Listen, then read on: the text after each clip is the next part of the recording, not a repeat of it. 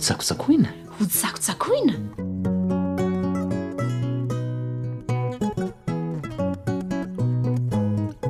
dia ny atsipohan'ny manam-pana ny fiangonana mazana dia vainafy tsarbo miredareda ampatapera raha am'piraisampotanteraka ny fomba fifanerasera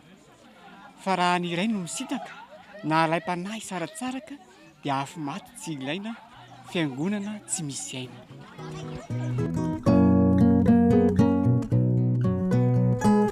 ny vetso